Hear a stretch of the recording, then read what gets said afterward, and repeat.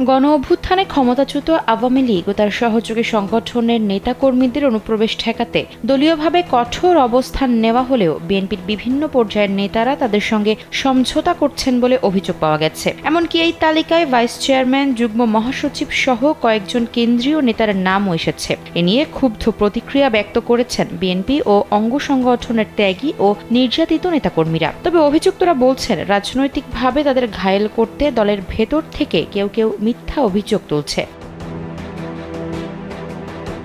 বিএনপির নেতাকর্মীরা বলছেন, সাধারণত জাতীয় নির্বাচনের আগে ও পরে এবং রাজনৈতিক পালাবদলের সময় দলবদলের হিড়িক পড়ে। এ ধরনের পরিস্থিতিতে দলবদলে আদর্শিক কোনো বিষয় থাকে না। দেশের যে কোনো প্রান্ত থেকে অনলাইনে নিজেকে দক্ষ করুন ক্রিয়েটিভ আইটি ইনস্টিটিউটের সাথে। পুরোটাই ব্যক্তিগত স্বার্থ পূরণ, আত্মরক্ষা ও রাজনীতিতে টিকে থাকা এবং নির্বিঘ্নে ব্যবসা বাণিজ্য পরিচালনা করাটাই মুখ্য হয়ে ওঠে। গত ৫ আগস্ট ছাত্র জনতার গণ অভ্যুত্থানে শেখ হাসিনার পতনের পর আওয়ামী লীগের নেতাকর্মীরা বিএনপিতে আশ্রয় নিতে পারে এমন আশঙ্কায় দলে যোগদান বন্ধের নোটিশ জারি করেছিল বিএনপি।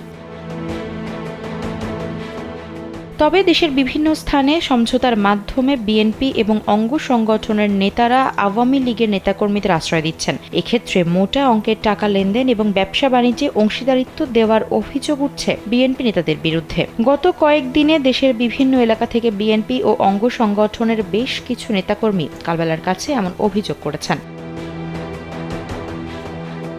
নোয়াখালী তৃণমূলের কয়েকজন নেতা অভিযোগ করে বলেন, বিএনপির প্রভাবশালী একজন ভাইস চেয়ারম্যান আর্থিক সুবিধা নিয়ে আওয়ামী লীগের ৯ জন গুরুত্বপূর্ণ নেতাকে আশ্রয় দিয়েছেন। আশ্রিত নেতারা নোয়াখালীতেই অবস্থান করছেন। বিএনপির ওই ভাইস চেয়ারম্যান বিএনপির অঙ্গ সংগঠনের নেতাকর্মীদের সঙ্গে দুর্ব্যবহারও করেন বলে অভিযোগ রয়েছে।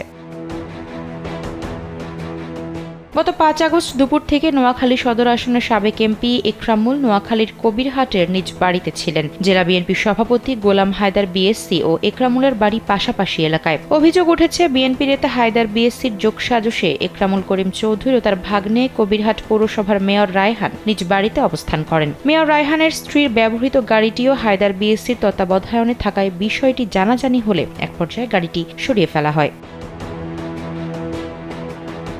তবে এমন অভিযোগ নাকচ করে দিয়ে নোয়াখালী জেলা বিএনপির সভাপতি গোলাম হায়দার বিএসসি কারবেলার কাছে দাবি করেন, এসব অভিযোগ পুরোপুরি মিথ্যা ও স্রেফ নাটক। রাজনৈতিক প্রতিপক্ষ স্বার্থ হাসিলের জন্য এসব অভিযোগ করছে। এদিকে নেত্রকোনার পূর্বধলায় জেলা বিএনপি সাবেক সাধারণ সম্পাদক আবু তাহের তালুকদারের বিরুদ্ধেও স্থানীয় আওয়ামী লীগ নেতাকর্মীদের আশ্রয় দেওয়ার অভিযোগ উঠেছে। কালবেলার হাতে আসা তথ্য বলছে, সাবেক প্রতিমন্ত্রী ও আওয়ামী লীগের সাবেক সংসদ সদস্য আরিফ খান জয়ের ঘনিষ্ঠ শেখ মোজাহিদুল ইসলাম লেলিন বিএনপির বিভিন্ন কর্মসূচিতে উপস্থিত থাকছেন। এছাড়া আওয়ামী লীগের সাবেক এমপি আহমদ হোসেনের ঘনিষ্ঠ লিটনকেও তাহের তালুকদারের সঙ্গে বসে থাকতে দেখা গেছে। জানতে চাওয়া হলে আবু তাহের তালুকদার কালবেলাকে জানান, লেলিন তার দলের লোক। অতীতের দলীয় কর্মকাণ্ডে তিনি সক্রিয় ছিলেন, তবে লিটন নামে কাউকে তিনি চেনেন না বলে জানান।